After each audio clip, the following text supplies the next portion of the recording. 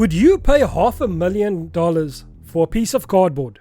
Well, this happens more often than you can imagine. Welcome to the world of trading card games, a multi-billion-dollar industry where gameplay, nostalgia, and speculation collide. So come with me as I take you down the rabbit hole to Wonderland.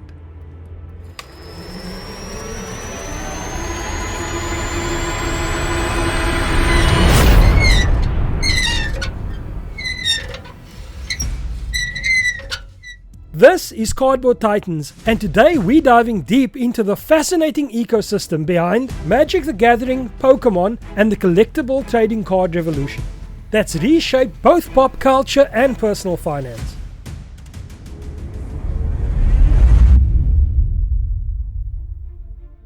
Even in a secondary market like South Africa, where allocations are much less, there's serious collectors.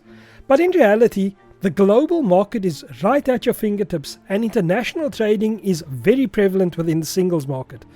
The global collectible market is now estimated to be worth about $500 billion. That's not a mistake. From comic books and sneakers to luxury watches, vinyls, collectibles have gone mainstream. But within that market, trading card games or TCGs have carved out their own powerhouse category. Take Pokémon for instance. The trading card game of the franchise has printed over 75 billion cards worldwide. That's more cards than there are people on the earth, by a factor of 6. Magic the Gathering, the pioneer of the genre, boasts tens of millions of active players and collectors across 70 countries. Entire conventions are dedicated to it. Online marketplaces thrive on it, and investors now track the rarest cards like they would stocks. In fact, in recent years we've seen some jaw-dropping auctions. Logan Paul famously purchased a PS10 Pokémon Illustrator Pikachu for $5.3 million. In 2023, a serialized one-of-a-kind One Ring Magic card was sold for $2.6 million, just days after it was pulled from a sealed box.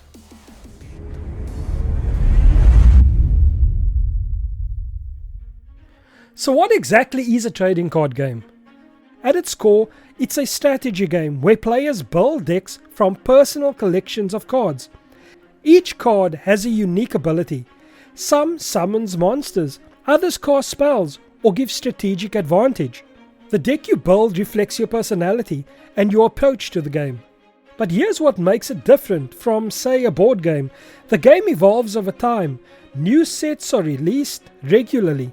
Cards are rotated in and out of competitive formats, and no two decks or collections are ever exactly the same. On top of that, cards have real-world value. Some might be worth a few cents, others hundreds or even thousands of dollars. This blends gameplay with financial value, and is what gives TCGs their unique culture and economic impact.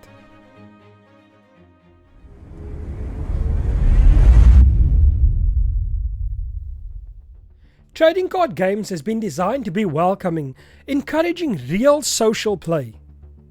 For as little as $40 to $80, a new player can buy a pre-con starter deck and jump straight into the game with friends.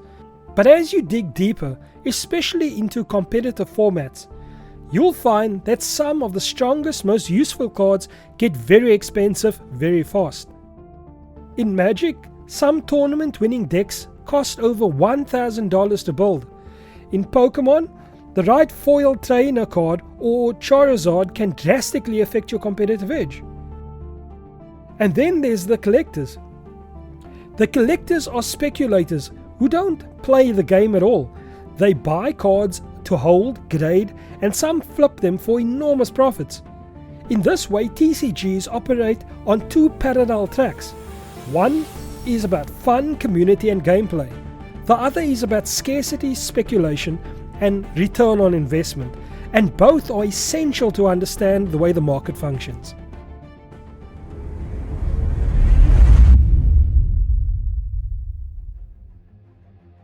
Let's explore the 5 most valuable trading card games and how they reached their legendary status. Number 1, the Black Lotus, Magic the Gathering's alpha release in 1993. arguably the most famous card ever printed. From the game's first set, Black Lotus allowed you to generate free mana, breaking one of the game's core rules. Only around 1,000 alpha copies were printed, and even fewer have survived in the pristine condition. A gem mint PSA 10 Alpha Black Lotus sold for $800,000 in 2021. Number 2. Illustrator Pikachu Pokémon, issued in 1998. Awarded as a prize in a Japanese art contest, only a few dozen copies were ever printed. It's the rarest and most sought after Pokémon card in existence. In 2023, Logan Paul purchased a PSA 10 Illustrator Pikachu for $5.3 million, wearing it into the WWE match around his neck. Number 3.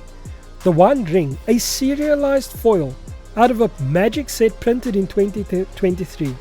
Included in a special collector's product tied to the Lord of the Rings Magic the Gathering crossover, this card was serialized as the only one of its kind. After a frantic global hunt, it was pulled from a booster box in Canada and quickly sold for $2.6 million to a private buyer. Number 4. The first edition Charizard, Pokémon 1999. The face of the franchise and the holy grail of many Pokémon fans. The first edition shadowless holographic version in perfect PS10 condition has been sold for up to $400,000 at auction. Number 5. The Black Luster Soldier.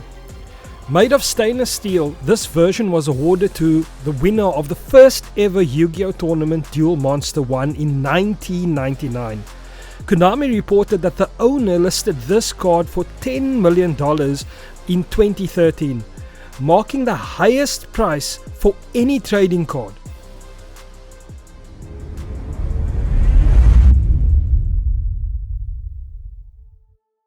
There are 3 main paths to getting your hands on valuable cards like these, and each plays a big role in how the market operates.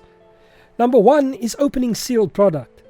This is the classic method. You buy a sealed booster or booster box and hope to strike gold. Most of the high-end cards, like the One Ring or Charizard, originally came out of sealed packs.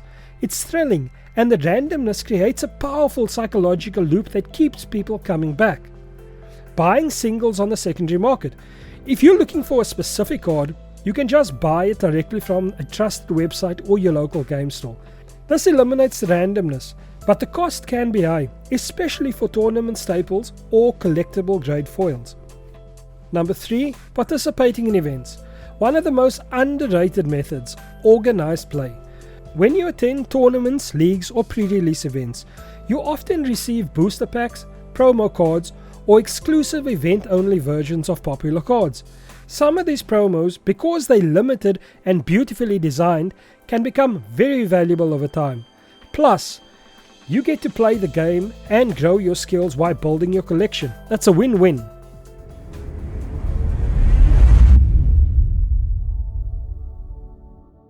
TCGs are more than just games. They are a combination of competitive hobby, collectible investment, and cultural phenomena. The fact that a card can simultaneously be a game piece and a financial asset is part of what makes this world so compelling and so complicated. Because where there's money to be made, there's also risk. In the next episode, we'll explore how counterfeiting, scammers, and shady sellers are threatening players, collectors, and families, and how South Africa is fighting back against this scourge. If you enjoyed this deep dive, give the video a like and subscribe for more content on collectibles, the gaming industry, and how to stay safe in this rapidly growing industry. I'm Jason, and this is Cardboard Titans. Until next time, play smart, collect safe, and may the draws be ever in your favor.